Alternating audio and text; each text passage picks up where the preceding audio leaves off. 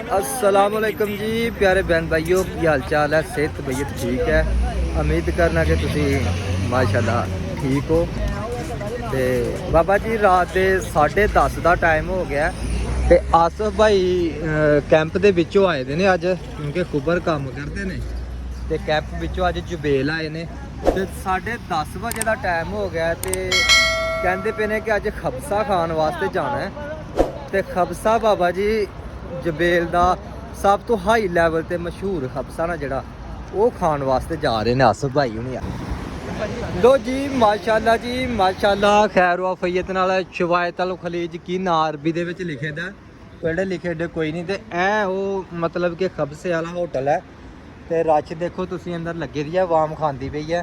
ते आपां भी इंशाअल्लाह आसफ भाई नाल चलने इत्थे, अल्लाह खैर करे। ते आसफ भाई बड़े मुस्कुरांदे पियो, अगे वो लैके आ गए ओदे।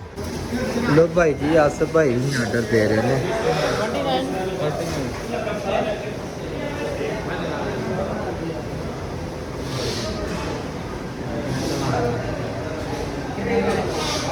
ਆਰਡਰ ਛਾਡਰ ਦੇ ਕੇ ਤੇ ਆ ਚੁੱਕਿਆ ਤੰਗ ਗਲੀ ਦੇ ਵਿੱਚ ਹੱਥ ਜੱਟ ਧੋਣ। ਬੜੀ ਤੰਗ ਗਲੀ ਹੈ ਆਸੋ ਭਾਈ, ਤੰਗ ਗਲੀ ਹੈ। ਹਾਂ ਬੜੀ। ਕੀ ਬਾਤ ਹੈ ਜੀ, ਕੀ ਬਾਤ ਹੈ। ਪੂਰੀ ਵੀਆਈਪੀ ਮਾਹੌਲ ਹੈ ਵਾਸ਼ਰੂਮ ਦਾ। ਦੇਖੋ ਤੁਸੀਂ ਹੱਥ ਧੋਣ ਵਾਸਤੇ ਹੈ ਨਹੀਂ ਉਹਦੇ ਚ, ਕਿਹਦੇ ਚ ਉਹਦੇ ਚ ਹੈ।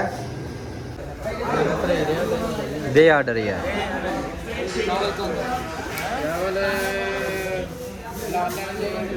आवाम खा के चला भी गई है, कुछ इंतज़ार च बैठी है।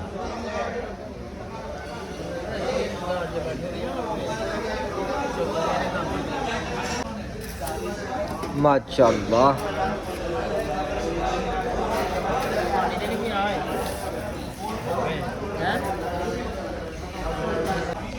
बाबा जी मज़ेदार काम।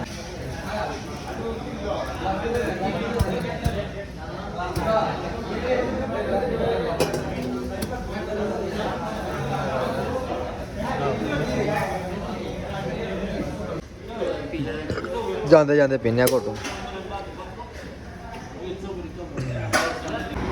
ਤੇ ਹਾਂਜੀ ਭਾਈਓ, ਇੱਥੋਂ ਅਸੀਂ ਖਬਸਾ ਖਾਦਾ ਜੇ ਮਾਸ਼ਾਅੱਲਾ ਜੀ, ਬੜਾ ਜ਼ਬਰਦਸਤ ਕਿਸਮ ਦਾ ਖਬਸਾ ਸੀ, ਬਹੁਤ ਮਜ਼ੇਦਾਰ ਸੀ। ਤੇ ਇਨਸ਼ਾਅੱਲਾ ਫਿਰ ਦੁਬਾਰਾ ਕਦੀ ਆਵਾਂਗੇ, ਇੱਥੇ ਮੌਕਾ ਮਿਲਿਆ ਤੇ ਬਹੁਤ ਮਜ਼ੇਦਾਰ ਸੀ। ਤੇ ਅਸੀਂ ਆਪਣੇ ਵਲੌਗ ਦਾ ਵੀ ਇੱਥੇ ਐਂਡ ਕਰਨੇ, ਸਾਨੂੰ ਦਿਓ ਇਜਾਜ਼ਤ। ਓਕੇ, ਅੱਲਾ ਹਾਫਿਜ਼।